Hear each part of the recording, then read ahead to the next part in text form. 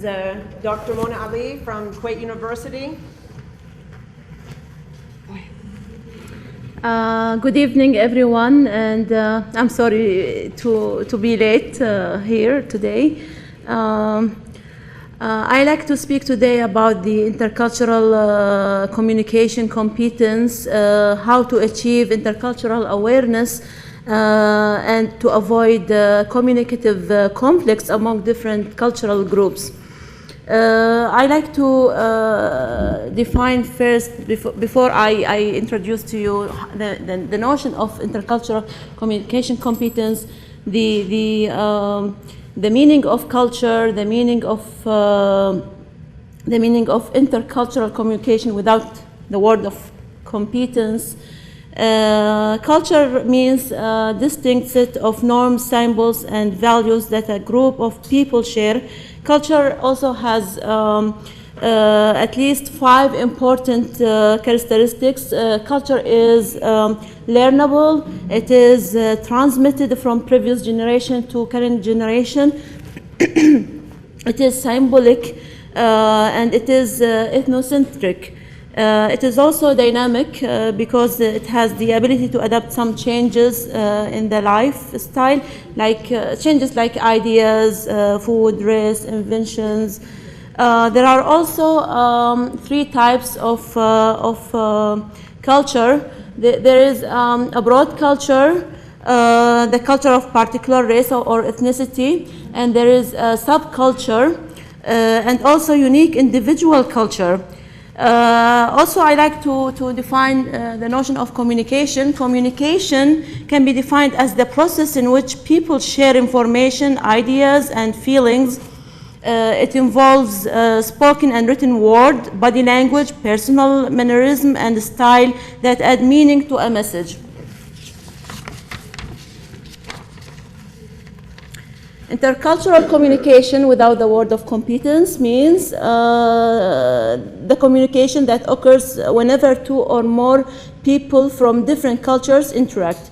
Now I like to move to the meaning, to the definition of intercultural communication competence, which is the title of today, the lecture of today. There are, of course, several definitions for this notion.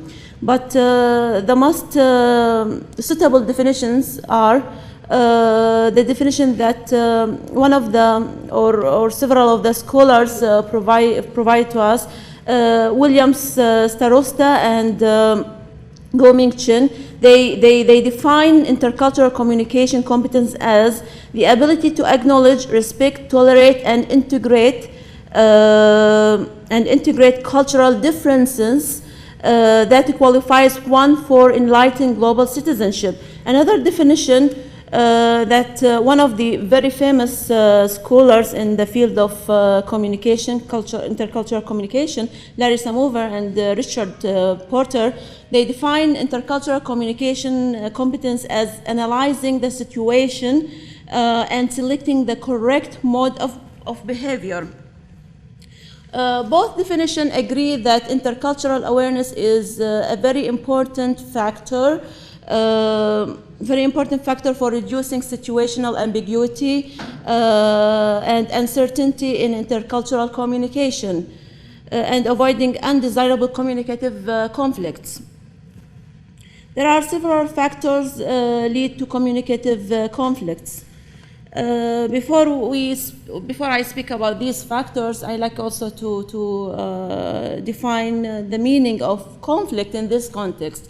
Conflict in this context means the expressed struggle between at least 2 individuals or groups who perceive incompatible goals or interference from others in achieving their goals.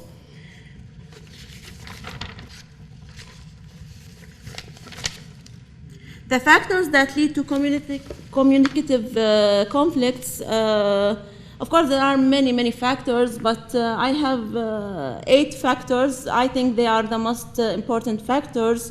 One of the factors is relying on collective memory as a source for defining cultural identity when viewing other groups with which have a history of enmity. Also, the other factor is, or factor number 2, overemphasizing the positive characteristics of the group and using the word us against them, which creates the feeling of superiority toward the group's self-identity. And as a result, this degrades the other groups. Factor number 3, ethnocentric responses. Factor number 5, cultural over-enthusiasm. And number 6, cultural dissonance and intolerance of others. Factor number 7, radicalization of loyalty to one's own culture. And number 8, emphasizing cultural differences between the groups. Of course, when I finish from explaining all of these, I will explain each factor if you have any question about each of these factors. And there are several strategies to avoid communicative conflicts and to interact successfully with other individuals and groups. These factors, these strategies, they come in two. First, strategies at the personal level, which means that every one of us we can utilize in order to have successful interaction with the others and with the other groups, and at the state level, which means that we cannot take unless only the state and the political elite, the economic elite can employ in order to utilize some policies. First, strategies at the personal level, the promotion of intercultural awareness, which can be attained through 3 means. 1, awareness of the general and significant cultural traits of the other groups that is achieved from personal experiences through direct and indirect interactions and from intellectual analysis to these traits. Number 2, construction of positive image about the other groups through different means, including media, textbooks, and tourism books. Number 3, developing empathetic feelings toward the other groups that is attained through the techniques of temporarily believing whatever the counterparts believe and attempting to learn their beliefs, assumptions, perspectives, feelings, and consequences of such feelings in their context. Another strategy, I think it is important strategy, is understanding the cultural differences through some training that include cognitive training and cultural awareness. Cognitive training comes through emphasizing the comparison and contrast between the communicators' cultures, and the cultural awareness training can be attained by differentiating between the aspects of universality and the specification of a particular culture, and by focusing on the communicator's own culture. The third strategy is accepting the other's opinions and reducing the argument in case of interacting with people from different groups. Strategy number 4 is developing content knowledge of words, topics, and meanings before starting the interaction. Strategy number 5, avoiding self-focus and paying more attention to the other persons during the interaction. Strategy number 6, labeling, organizing, and interpreting the conditions surrounding the interaction and knowing how to size up people and situation. Number 7, setting goals, choosing effective lines of action. Strategy number 8, choosing and presenting a desired self-image and knowing who one wants to be in a given situation and how to communicate that self to others. Strategy number 9, knowing when and how to maintain or violate social norms. As I told you before, there are also some strategies that the state can take.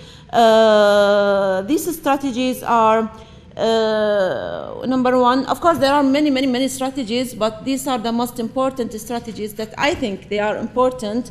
Number one, giving equal opportunity to minorities for political participation, because this empowers them more among the majority, and also avoiding the use of hostile words.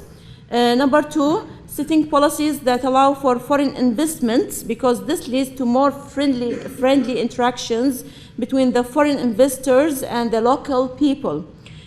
Strategy number three at the state level, increasing educational exchanges, inviting scholars from other countries and other educational activities that involve different groups and different cultures. Strategy number four, encouraging intercultural marriage, teaching children to tolerate and respect other ethnicities. Number five, which is the last strategy that I have here, avoiding chauvinist ideology of the majority's cultural superiority and propagating positive images of the minorities and of the other nations from other countries. These are the most important strategies that I think they are the state must employ in their policies, and if you have any question, you are very welcome about these factors and the strategies.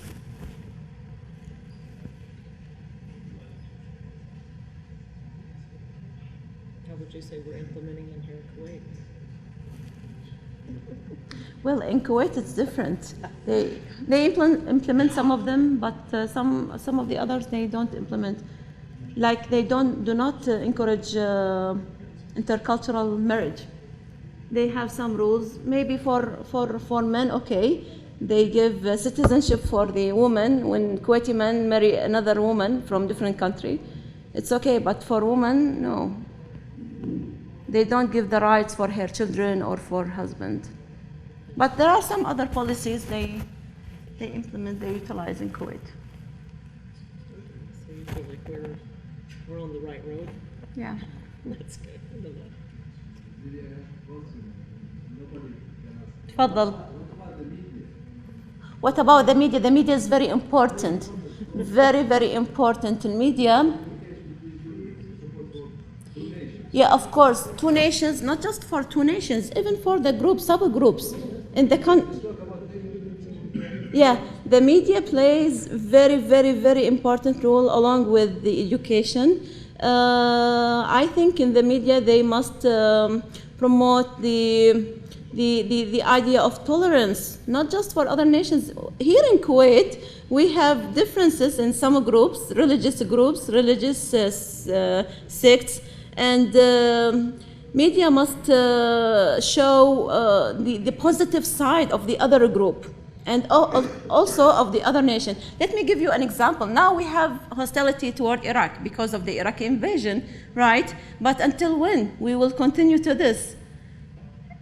Media plays an important role, and education also. They teach children that to hate Iraqis. Yeah, but I think in order to overcome this problem, we must not focus on this.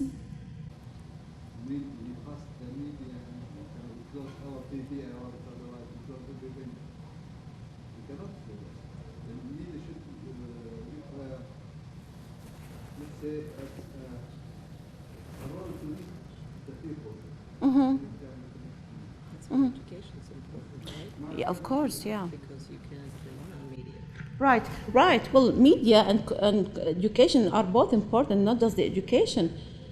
Particularly because the media, not just the news part, no, the social part, the المسلسلات they play the series that they put in the TV. They play a very important role to reduce the intolerance and hostility toward the other group or the other nations. And also in education, they must, in case of Kuwait or other countries, they must change some of their curriculums. Since that he brought up also media, I've studied in the States. I've gone to different countries all over the world. Unfortunately, the media did play a big role on making us away from each other. If I go to any part of the world and they know that I'm an Arab guy, first of all they would think tent, camel, and desert. Okay. If I go to the States, or somebody come from the States, people over here they would think different thing about them. Okay. Going to, for example, to Mexico, people think people wearing this The hat, the big hat, hats, yeah, yeah. guns and everything. Yeah. I'm just saying this is the reality.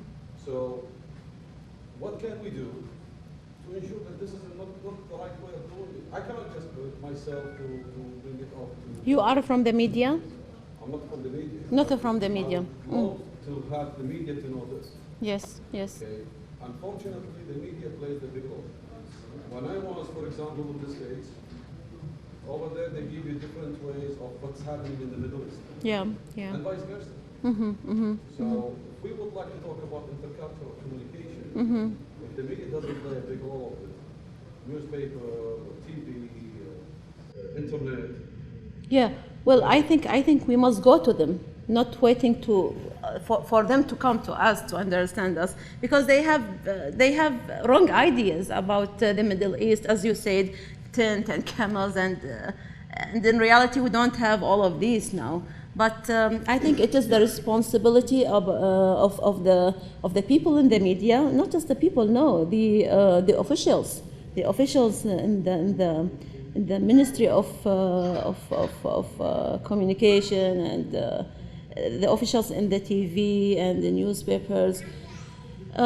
They must go there and participate in their. I think they have annual fairs about films, festivals, and we must go there and show them how we are different, not how do they think we are in the tent or camels. There is a lack from the people here. People must go and change the idea there. And also at the same time, not just the media, it is the role of the intellectuals. They must write research papers about the current life in the Middle East. I'm speaking about the Middle East. Yeah. What about your role? About what? What about your role on doing this? My role? Well. Besides giving us the lecture here, I mean, how is it also working? Well, my role, first of all, I'm not a professor of communication. I'm professor of political science. But during my Ph.D. studies, I studied about communication, and I loved it, cultural communication in particular, and political communication. My role, when I travel to go to conferences and to participate in educational activities and to interact with other peoples. Now I am head of the Eurogulf research unit, so I interact with people from different cultures. I try to give them positive ideas about Kuwait. Yeah. But we need others to support me, not just me, so.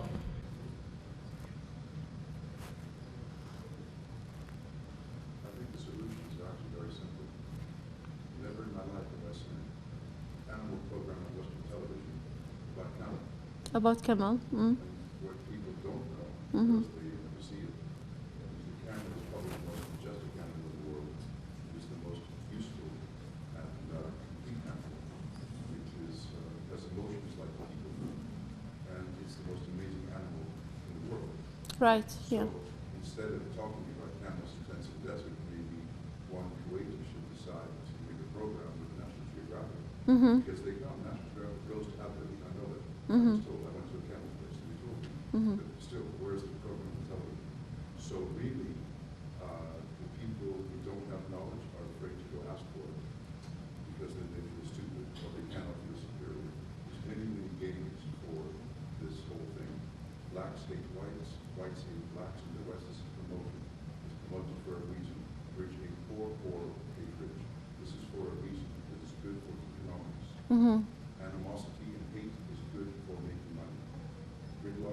good for making money. So we're talking here about great ideals. They have nothing to do with running the state and creating the red-claw capitalism that we have in our society. But the answer is really very simple. It's not talking at the state level. The states won't change. Like people, we will not change. We will crush anyone who gets in our way, maybe even including ourselves. But why not start on one night? Everybody here, some Arabs here, the National people, let's do a program on camels. Let Tyson do a program on camels. Very simple. Yeah, you're right. Put that Yeah. on television, Yeah. History Channel, Discovery Channel, they will take it. It's not only the, Right. Right. Yeah. what's this guy, the big animal programs, there's 2 or 3 in America. The Australian guy. Yeah, well, we know what they are. So then it becomes prejudice and bigotry. If we don't let the Arabs put any program about camels on TV, then we can keep the Arabs like terrorists. It's all a game. It's all a chess game. Yes. Yes. So Yeah. the game then to retaliate is to find a sneaky way around. The camel's pretty harmless. But what's the message? The message is not the camel. The message is that people are subliminally taking in the information, watching the Arab camel master, whatever you want to call him, the master of the camels. They are learning how he behaves, how he speaks, and they interview him and talk. What is this now? Is this a story about camels or about an Arab man? So you just showcased an Arab man because you have something that people like called a camel. This is the strategic way that Arabs need to start thinking, because the game in the media is to crush the Arabs and crush the Muslims. We know this. So you can sit around and say, well, this is so unfair, or you can be very clever and use your brain and find a way around it. So I put it to you, let's do a program with camels. Yeah. Actually, the camel is truly I agree with you. the most amazing animal. I agree with you. But where are the camels now? We don't see them in Kuwait anymore. I will show you 40 camels all in one place. Really? You see them here? I never seen them here. If you're a professor in university, you have more platform than me. I'm just one white guy here. Yeah. You have the platform. So, why don't we stop talking and do something?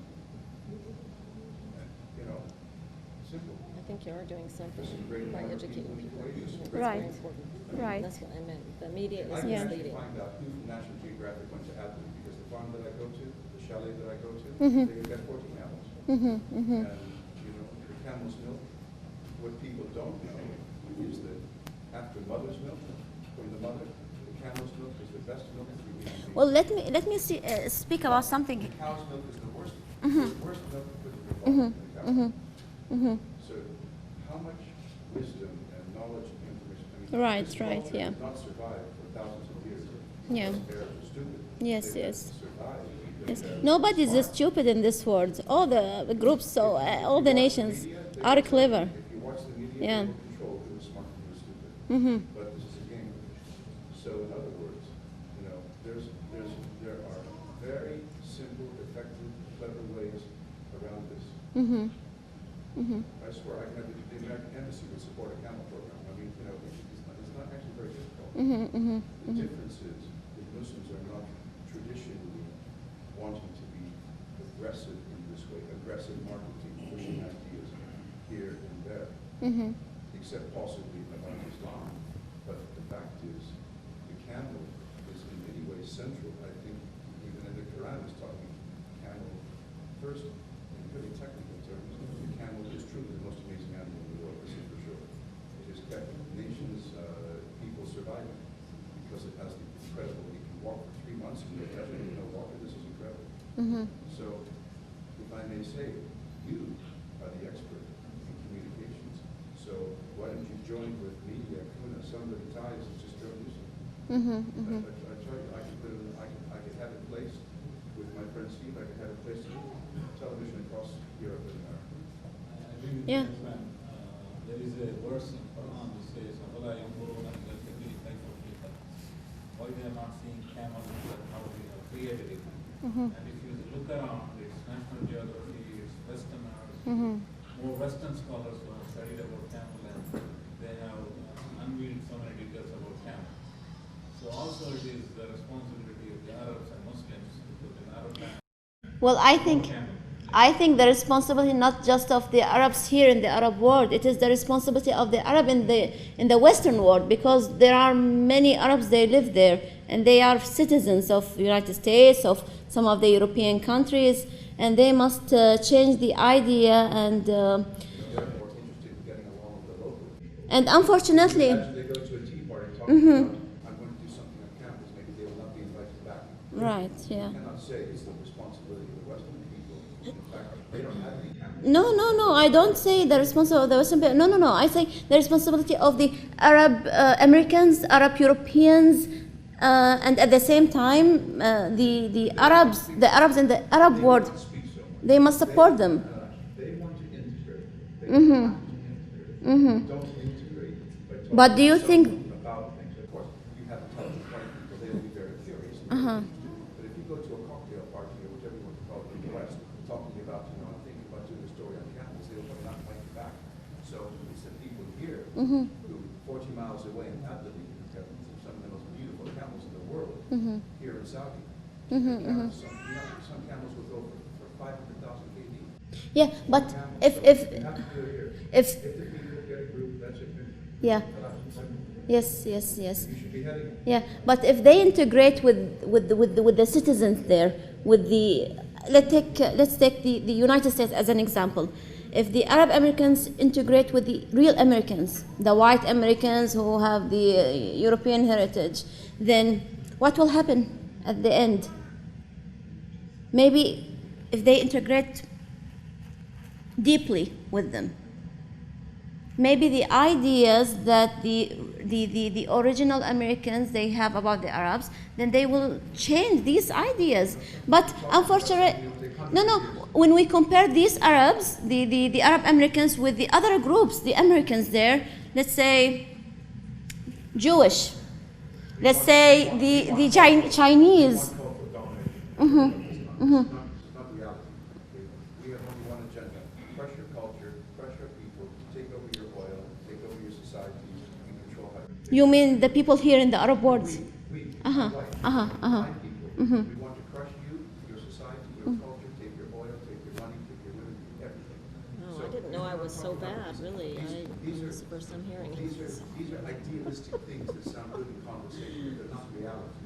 Of course, there are nice people in the West. I'm being a little bit extreme. Yeah. But the point is, when people go to America, they want to sublimate their own culture as much as they can. You look at Europe, you look at the Indians, how they handle themselves in UK. You look at the Muslims, you look at the Pakistani, the subcontinent, you look at how people behave. All the conflict in Britain between the Muslims and the non-Muslims is one thing. These young boys come from families that are from originally Pakistan subcontinent, agrarian society, no education, to come and sweep the streets in the buses, stand in the buses and feel like this and collect the money. So their problem is they want to be accepted by white society. It doesn't matter if they don't like the values. Every child wants to be accepted by the environment in which he finds himself. And he will do anything, including engage in warfare on the streets, just to get that acknowledgement. I would argue you should not be even talking to us. But the fact is, people want to be emotionally integrated, and if they're not, then they will retaliate, create friction. So all these things, this is just one big theater. Forget about the stuff at this level. Make a camel program, put it on the airwaves, make one more program, and just very subliminal. This is subliminal messages that go through. That's it. Not in many ways. It's just common. I would like to switch gears from the Yeah, تفضل. Europe. It's also a very good subject. It's nice to bring up. But let's look at reality. Right now, the culture, it's mainly driven from the religion. And we understand that. So that's why our culture, regardless where we live, especially if you are a Muslim, Yeah. our culture is almost very close to each other. Yes.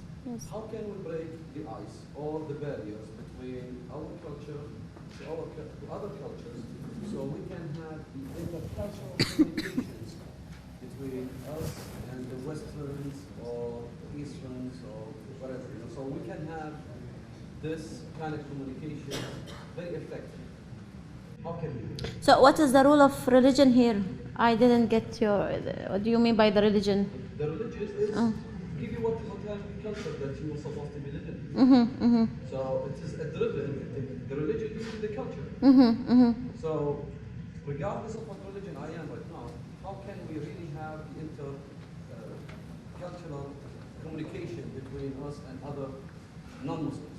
Other non-Muslims. Well, as I said, it's through the social interactions between.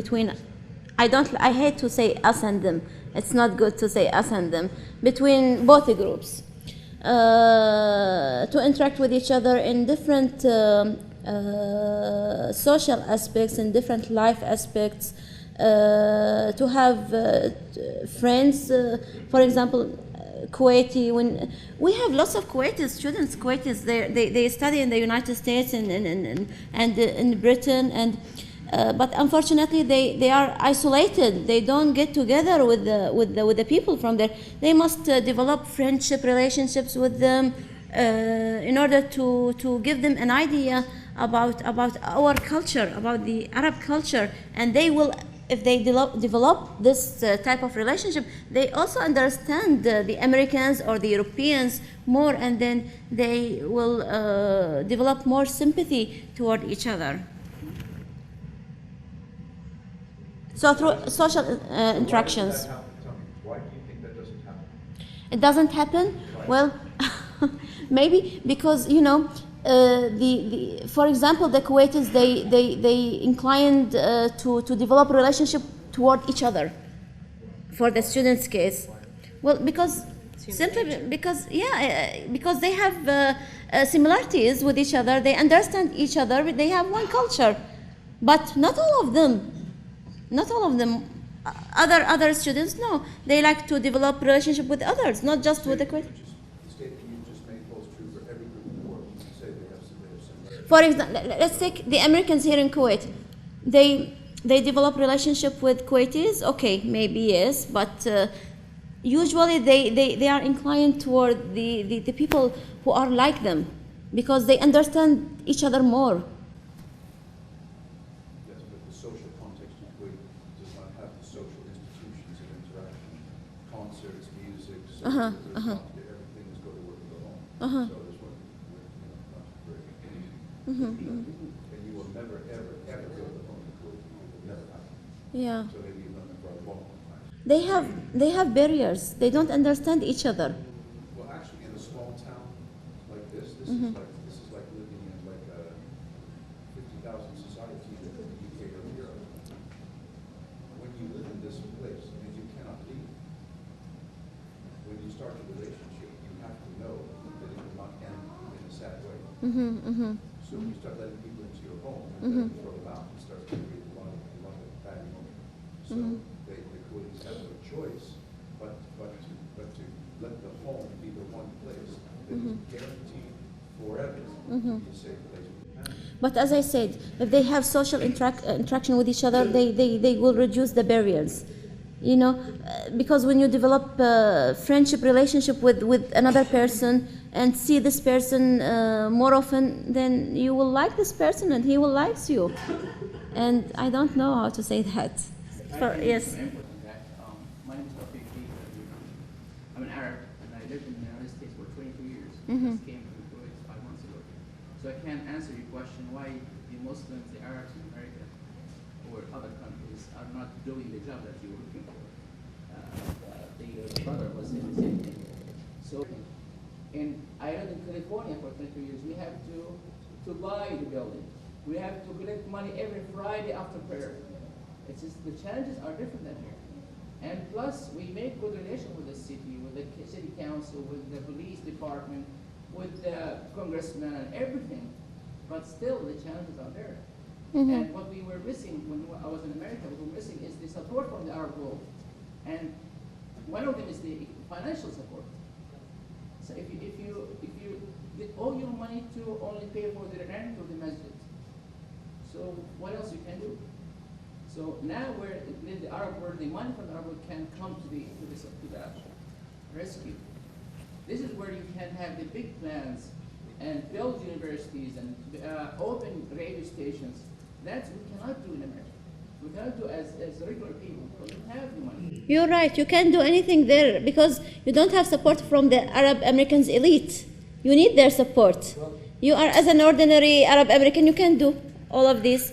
But the Arab Americans elite, the leaders there, the Arab Americans leaders, they are very, very weak. They don't mobilize the Arabs, and I don't know how to explain that. But you know, why you say there is a prejudice from the Americans toward the Arabs? Why they don't have it toward the Chinese or toward the other groups?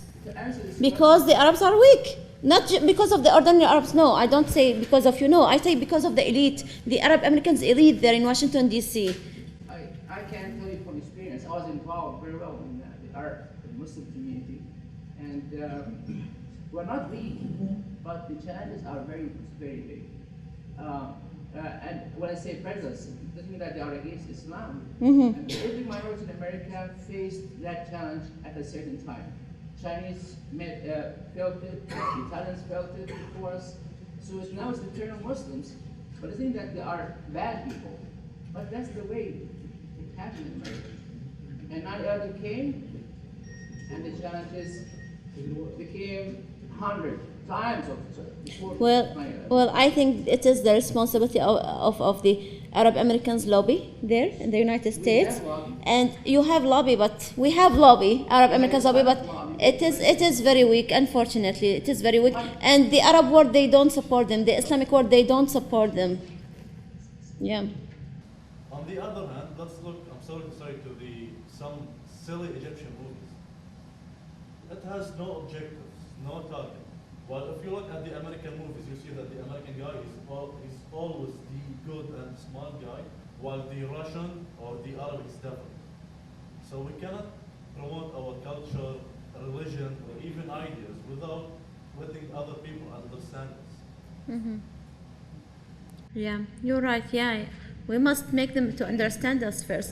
But I think it is the rule of not just of the people, the ordinary people. It's the rule of the states, of the elites. They must pray. They must support the ordinary people in their efforts to change the ideas and to promote the positive ideas about. We are speaking now about the Middle East. So about the Middle East. So elites play very important role and major role. On television in the UK, they have a huge debate in the media, in the press, over coffee, these soap operas. There is a recognition that these are so powerful, the images they create, that they have big discussions about what please forgive me for saying this, but one of the great discussions was about two women kissing. This was like huge. The next thing is how you portray gays, because we've got crazy ideas about gays and lesbians in the West. How you portray relationship between black and white. It is under a very fine microscope. These Coronation Street, EastEnders, all this junk that I never watched, but I hear about this. These people, if they make one mistake in how they portray someone, they'll be smashed. So you're very, very right. This is all subliminal communication. When I was young, what we have in America, there was some cartoon with Boris and Natasha. What do you think they were? They were books. Because I was supposed to be brainwashed that I am right, and I am superior, and they are not. It's as simple as that. So also you have very interesting message about only 3% of the knowledge of media. 3.6. Yeah. The whole nature of Muslim and Islam is peace. The problem we have in the States, unlike the Chinese, the Japanese, and everyone else, is the Muslims and the Jews. The biggest threat in the world, please forgive me for saying it, the biggest threat in the world, the Jews, are the Muslims. Because the Muslims spent 2,000 years and more next to the Jews. If you ask my people on the street about the Jews, they don't know anything. You ask an Arab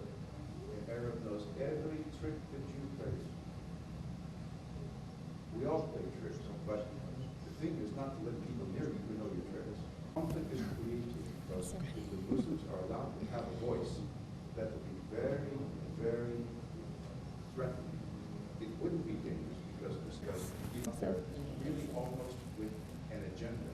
Or if the Muslim does it, it's about Islam, Islam, Islam. It should be about culture, culture. So the whole machinery of character is not, the Muslim character is not to dominate, it is not to destroy and hurt. And furthermore, in my society where we've got red claw capitalism, all red claw scratch out the eyes to get the money. This is a huge threat to our culture. If we support the showcase of a culture where this is not part of the individual Muslims made to this, the people and religion are all separate. But as the tenets of He comes usually to the to him to touch. So he's Muslim. Massive political and social stability. This is way beyond the discussion. What you said is very, very important. Because somewhere in there is a place where, shall we say, a little bit of good, constructive knowledge and exchange can happen. Well, because we like knowledge and production. I'll give you an example. If two tourists that travels to Egypt, if we have the American guy and the Arab guy, I'm sorry to say, I'm an Arab, but the first thing he will look at is Abar and Anwar. While the American guy will look for the pyramids and start reading books about it. So Islam invited us and forced us to read and learn and educate ourselves. Go as far as China to get knowledge. Yeah, that's what Don't worry. We go to the nightclub after the period. yeah, Okay, okay, guys. Okay, تفضل. Just to add what he said, when I was studying in the States, I took Islamic studies, and guess who gave me that class? A Jew. Oh, yeah, He was yeah. giving me an Islamic studies, Yeah. so that's number one. Yeah. The second thing that we have made a lot of presentations, and we've done also some kind of like We have misunderstanding. The Arabs misunderstand the Jews. So they must understand them correctly because not all of the Jews are bad. No. See, when I took the class, Yeah. he was not teaching the class the right way it's supposed to be.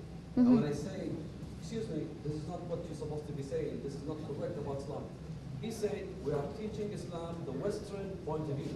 It's Yes. a religion, it's Yeah. not point of view. So it shouldn't be done that way. And even he stopped me and he said, if you want to give any comment, you can do it during the break, and you can ask your friends afterwards. But again, it's given very bad impression about Islam. But not because he's a Jewish person. No, because of he has the book and the curriculum. I don't think. Yeah. Now, we've done a lot of exhibitions as well about the way, about the culture, about the Arabs. We've done, at least 5 to 6 of them. But again, as we say, there is no media. Yes. Yeah. There is no media, no rule of the elites because the elites must play very good and big role in this case. Yeah. Suffer as a professor, you must sign a student an independent study or a seminar when he or she comes to you. Oh, I have 3 or 4 books. Don't you suffer from? Don't you hear these complaints or these stuff? Can you say that again? Just when you assign a student a Uh-huh. seminar or an independent study, just don't you see that I was one of them. Don't you see your students complaining from the amount of reading?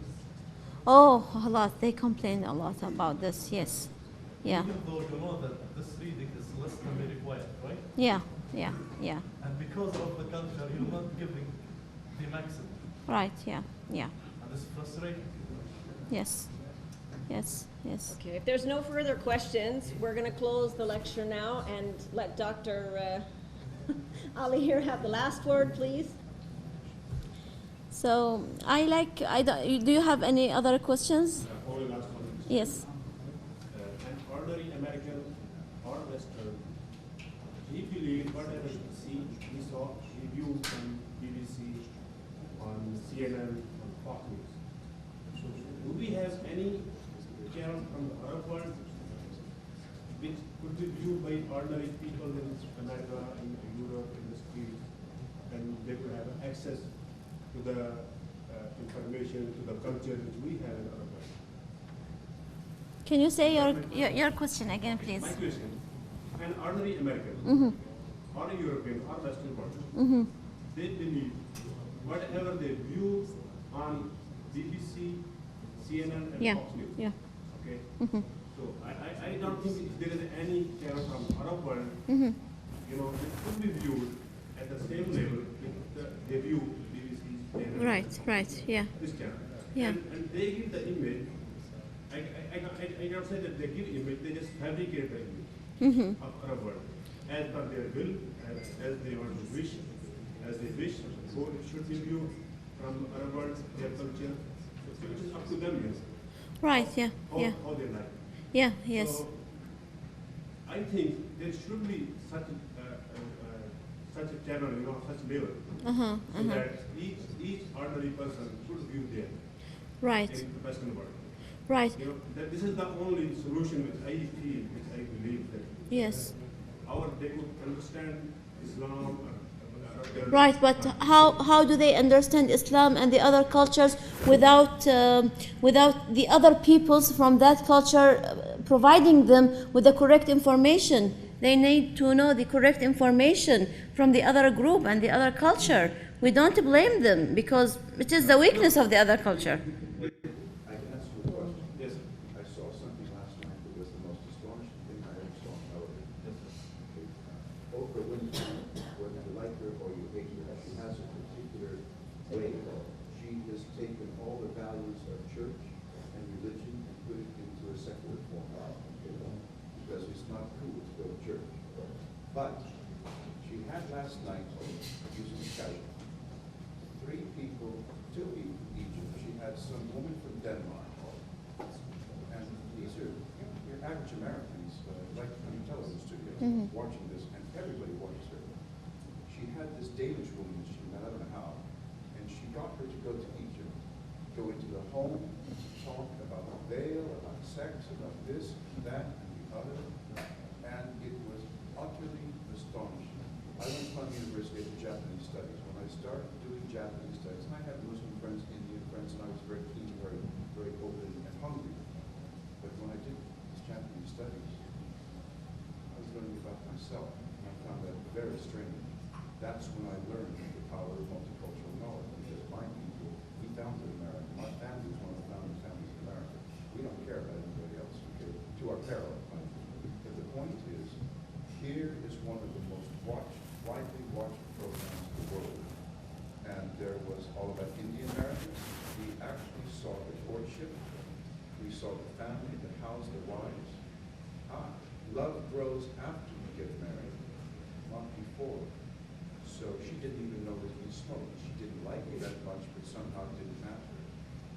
To watch these multicultural experiences in a format where she has the power to open people's minds, to make it cool, to make it, she's not really that educated or articulate, right? But she has a way to make people want to follow what she is leading. So this stuff's already happening. Why doesn't someone, your brothers did it, why doesn't he get on the phone, call her and say, let's do something on Kuwait? What I'm saying is, with all due respect to your being a professor, the world is full of people who talk a lot. They get a lot of PowerPoint presentations. They want to make a lot of money going around in circles. The solutions to all these problems are very simple. It's just a phone call. My friend, I met when he was the associate professor at the Graduate School of Journalism. I can pick up the phone and call him and be anywhere in the media in the world. Okay? He's got students in every media organization in the world. So these resources are here. It's very simple. And he happens to have an enormous respect and admiration for Muslims in East Jordan. And he's just one of these really unique Jewish guys. So these tools are there. And you know, if I called him right now and I said, Steve, we've got a program, camels, Arabs, he would be over here, we'd be up on the air. So we're talking about, forget the state level things, forget it. It is intentionally contrived to be conflict oriented. So don't try to change it. What you have to do is take grassroots level action. A program with Oprah, a camel program, you know, something. Right, yeah, yeah, yeah, yeah, right. Kuwaiti women that men love to be on television talking about, here's how our culture is established in Egypt. I mean, Egypt is very different from America. Michael Jackson made a song about Islam. Michael Jackson made a song about Islam. Now, all of the songs about Michael Jackson are very famous. Where is that song? He died and nobody knows anything about it. Now we are just hearing it sometimes. Oh, yeah, he has done it. But just because it's a Muslim, it's related to Islam, it's like it's vanished. It's like it's not there. Anything is related to Islam, it's really vanished, regardless of culture. It has to be done. However, someone like Oprah can actually completely stop that process, can open a window, and she can override that entire process.